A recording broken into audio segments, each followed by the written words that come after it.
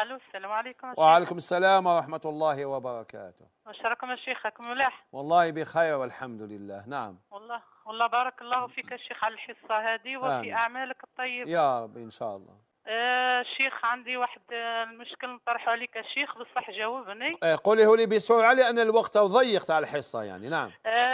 شيخ، أنا متزوجة من السيد عبد الله.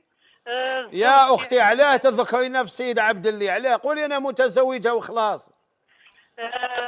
ربيها من شي رب الشيخ زوج دراري. الله يهديك، علاه تذكري في الاسم نتاعو؟ قولي أنا متزوجة، كملي سؤالك. اسمح لي يا شيخ. كي ربي زوز يا شيخ، كي قرب يتوفى يا شيخ، سيطر عليه خوه الكبير الاخ هذا، خلق في 62 والزوج تاعي منقم في 80. هو كي رباهم يا شيخ ما كتبهمش متبنين، كتبهم ولادهم. الزوج نتاعك هذو الأطفال كتبهم ولاده، دارهم على اسمه. كتبهم على اسمه الشيخ، كي كتبهم في البلديات دازو شهود، والشهود هذوك كيشهدوا اللي ولادو هما ما ولادوش. كي قرب يتوفى شيخ، إيه. هذا خوه الكبير سيطر على الاب، قال له نحيه. نحاوها شيخ في 8 جانفي 2018. 13 فيفري شيخ توفى الاب هذا. كي توفى الاب شيخ، بقينا في الشرع. المهم كل ما تحكم المحكمة تحكم باللي ما يرجعش اللقب هذا.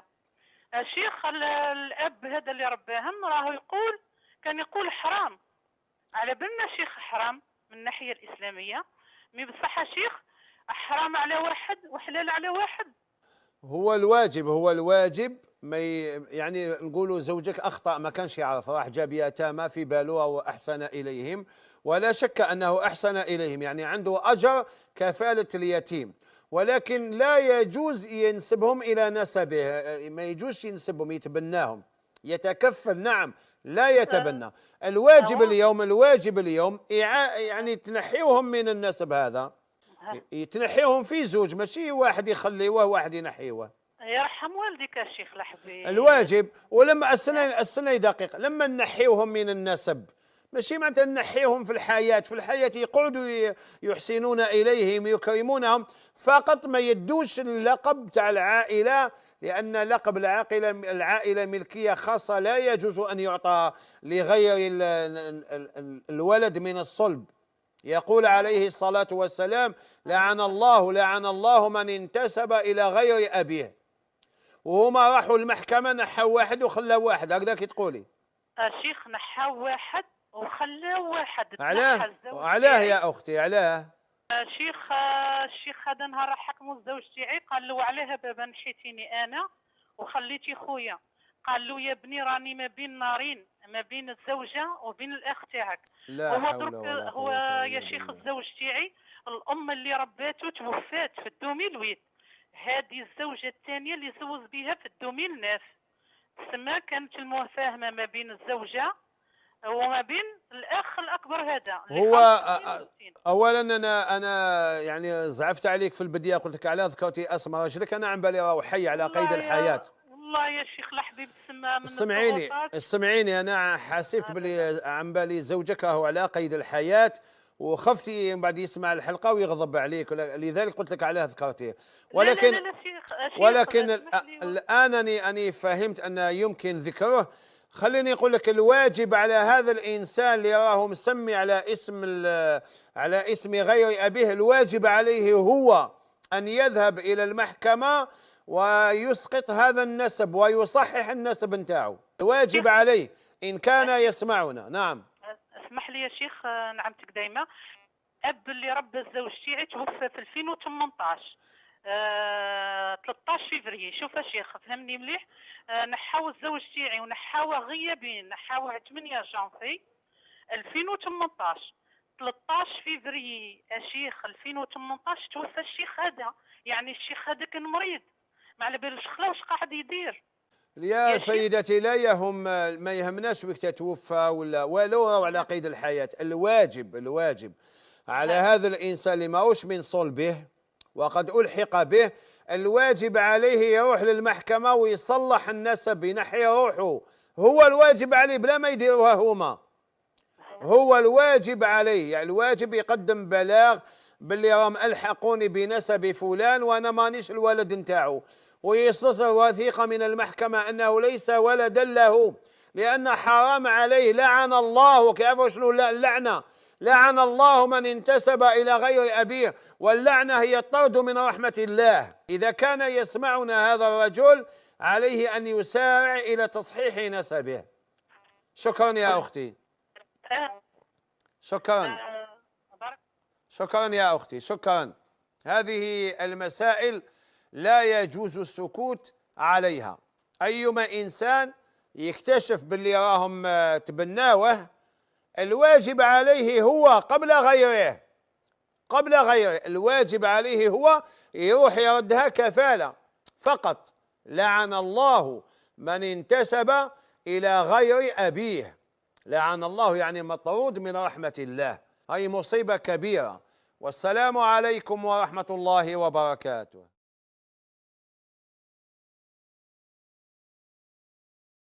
سؤال شيخ. قل لي. أنا تزوجت العام اللي فات. إيه؟ وربي يرزقني بولد. ما شاء الله. الله يسلمك. من موراها يا شيخ بدات المشاكل. مو ما زاد عندك طفل بدات المشاكل. فقدت إيه؟ الوظيفة تاعي. فقدت وظيفتك. والوالدة تاعي مرضت. إيه؟ وبعد الرقية الشرعية وبعد معاناة طويلة اكتشفنا باللي كاين سحر. تأكد عندكم باللي كاين. كيف تأكدتم يا سيدي؟ بالرقية الشرعية إيه؟ كمل لي الموضوع. كي ولدت الوالدة تاعي واكتشفنا السحر، اكتشفنا بلي العائلة تاع الزوجة تاعي هما اللي داروا لي السحر. كيف عرفتم بلي العائلة تاع الزوجة نتاعك؟ الراقي خويا، الراقي هو اللي قال لنا. والراقي هذا عالم ولا جا قال لك غمض عينك؟ يغمض عينك تخيلت وقلت له؟ لا احنا حكينا له الحالة، هو قال الوالدة تاعي وعرف، قال لنا كاين سحر، وقال الوالدة ها نوع السحر اللي راكي كالياته، وهي عرفت وين كلات هذيك الماكلة. ايه زيد قول لي. دروك انا حرت كي ندير انا ما رانيش. انت الان راك في حيرة يعني ما بين يماك ما بين العائلة تاع مرتك. هذه هي. وراك راح تهبل. ما لقيتش الحل. ولا هبلت شوية بديت ولا مازال؟ معاناة كبيرة يا شيخ، والله ما نقدرش نوصف لك الحالة. معاناة كبيرة. المرأة نتاعك صالحة ولا لا؟ يعني انا من مور هذا الموضوع ما وليتش نشوفها صالحة. ولكن علاه المرأة هذه ظلماتك، حقراتك، شتماتك، سبت لك مالك. رحتوا جبتوا راقي رقى يماك، ومن بعد زعما من خلال يماك عرف باللي نسابك داروا لها السحر. هذا ليس براقي. نقول لك علاه، هذا دجال. لأن لو كان راقي صالحا حتى لو كان يعرف باللي نسابك هما داروا سحر ما يقولها لكمش، يروح ينحيه ويسكت، لأن هذا أوقع في هدف الجن، يفرقون بين المرء وزوجه. هاو دارها هو. فهمتها ولا ما فهمتش؟ فهمتها. لو كان راقي شرعي صالح، لو كان تقيا، أنا يعوذ بالله لو كان يعيطوا لي نرقي زعما، نقول زعما ماشي صح، نكتشف باللي فلانة دارت الفلانة، نروح نحيه بهدوء ونقبض هذيك الثانية وأنصحها ونقولها توبي إلى الله بلا ما نفرق بينهما. هذا ما دام قال لكم باللي نسابكم هما اللي داروا السحر يماك، معناتها ليس براقي شرعي، هذا جاهل، عليه أن يتوب ويستغفر يا سيدي.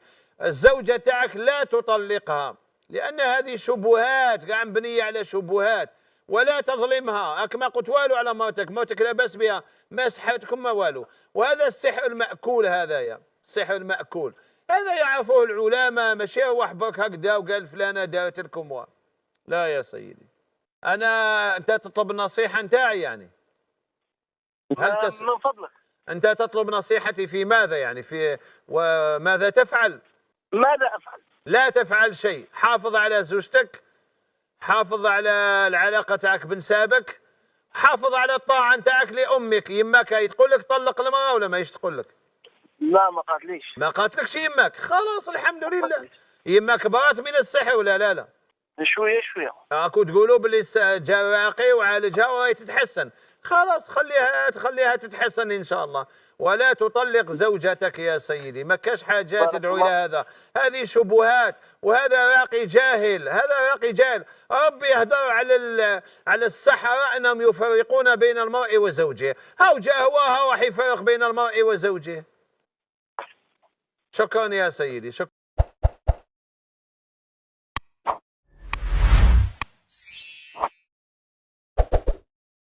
رقم 2 بالنسبة كموظفة حدود عملي، أنا منتقبة الحمد لله، ولكن ببقى عايزة أراعي ربنا جدا وأرضيه في كل موقف بالنسبة للوظيفة كتعاملات مع زمايلي أو كده بس. وشكرا. بارك الله فيكم، شكرا جزيلا لكم لاتصالكم. من الأسئلة معنا اتصال هاتفي. أم أحمد من أين؟ من مصر. السلام عليكم أم أحمد، حياكم الله. وعليكم السلام ورحمة الله وبركاته. بارك الله فيكم، تفضلوا. كنت عايزة أسأل الشيخ سؤالين. أول سؤال بالنسبة يعني كل موقف يحصل أقعد أفكر فيه، مع إن الحمد لله مواظبة على الصلاة والعبادات الحمد لله، هل دي وسوسة؟ التشكيك. رقم 2 بقى رقم 2. نعم. رقم 2 بالنسبة كموظفة حدود عملي، أنا منتقبة الحمد لله، ولكن ببقى عايزة أراعي ربنا جدا وأرضيه في كل موقف بالنسبة للوظيفة كتعاملات مع زمايلي أو كده بس. وشكرا. بارك الله فيكم، شكرا جزيلا لكم لاتصالكم. شيخنا نبدأ بسؤالها الأول، ويعني في هذا الموضوع ربما تكثر الأسئلة حول الوسوسة والتشكيك في الصلاة، في الصلاة وفي غيرها. هو نعم أنا فهمت. الوسوسة بد منها، نحن لسنا في الجنة، نحن على الأرض ونحن في هذه الدنيا، النفس والهوى والشيطان. فإذا وقعت الوسوسة هذا هو شيء منطقي. أنا لا أحب للمسلم أن يشعر يعني بغرابة، أو حتى أن هناك من يصل به الأمر إلى الكآبة وإلى العلاج النفسي. لا، عادي جدا، عادي جدا. سيدنا عمر رضي الله عنه حتى قال: إني لا أجهز جيشا وأنا في صلاتي. إني لا أجهز جيشا وأنا في صلاتي. الشيطان يأتي الإنسان يوسوس له، والإنسان يكافح ويخشع، ويحاول الشيطان أن ينسيه وهو يكافح ويتغلب على الشيطان ويصلي ويستمر، والشيطان يستمر وأنت تستمر حتى تلقى الله وأنت كافحت هذا الشيطان. لا يعني أنك تحافظ على صلاتك أن لا يوسوس لك الشيطان. أنت الذي يقصدك الشيطان لأنك تحافظ على صلاتك. الشيطان لا يقصد الذين لا يصلون، الشيطان لا يقصد هؤلاء الذين ضمنهم وانتهى منهم، وإنما يأتي إليك أنت أيها المصلي، أنت أيها الخاشع، يوسوس لك ليفسد عليك صلاتك، ولكنك أنت تقاوم. جاء رجل إلى رسول الله صلى الله عليه وسلم حتى قال: لقد نافق. قال له رسول الله عليه وسلم: وما ذاك؟ قال: يا رسول الله، أكون عندك أو نكون عندك كأن على رؤوسنا الطير، فإذا ذهبنا من عندك عافشنا العيال والزوجات ونسينا. قال له عليه الصلاة والسلام: أو تجد ذلك؟ قال: نعم يا رسول الله. قال: ذلك خالص الإيمان، ذلك خالص الإيمان. ليست الوسوسة هي خالص الإيمان، وإنما مقاومته وإنكاره وانزعاجه ومحاولته أن يخشع هي خالص الإيمان. طيب، هذه تشكيك تندرج ضمن إطار الوسوسة؟ التشكيك هل يندرج ضمن إطار الوسوسة؟ ماذا تقصد بالتشكيك؟ يعني الشك في الصلاة؟ أي نعم. يعني هل هي في الركعة الأولى أو الثانية؟ نعم. وهكذا مثلا. هذا أمر يقع يا سيدي، هذا أمر يقع. طيب. صلى النبي عليه الصلاة والسلام بصحابته ثم سلم من 2، فقام رجل يسمى ذو اليدين. نعم. عنده اليد تاعه طويلة، ذي اليدين. قال: يا رسول الله، أقصرت الصلاة أم نسيت؟ قال: كل ذلك لم يكن. وسأل الصحابة قالوا: يا رسول الله، سلمت من 2 فرقع الصلاة. هذه مسألة بسيطة. طيب. إذا تتبعنا شكوك الصلاة قد يصل الإنسان إلى حالة مرضية، واضح. فعليه أن يصلي، وإذا وقع الشك يوقع صلاته فقهيا ولا شيء في هذا. نعم. حدود عملها، بالنسبة لحدود العمل التي سألت عنه وقالت أنها منتقبة أو متنقبة. الحمد لله في حدود العمل كما تذهب إلى البقال. إذا ذهبت المرأة إلى البقال قل له هل عندك الزيت؟ قال نعم، تعطيه المال يعطيها حاجتها وتنصرف. هكذا حدود العمل، أن تكون مستورة، ألا تكون هناك خلوة، ألا تصافح، وعادي تعمل العمل انتهى في إطار كما قلت كذهابها إلى البقال. نعم. ولا شيء عليها إن شاء الله. والحمد لله الأخت قالت أنها حتى متنقبة في عملها. حدود العمل هكذا، يعني أن تعمل عمل بجد، أن تحافظ على نفسها، أن لا يكون هناك كلام زائد وخارج عن المعقول وخارج عن المنطق وخارج عن العمل، وأن تشعر دائما أن الله مطلع عليها. جميل. والله يسددها ويوفقها جميل. إن شاء الله. عبيد الله يسأل ما حكم من لم يدري أسلم من صلاته أم لم يسلم؟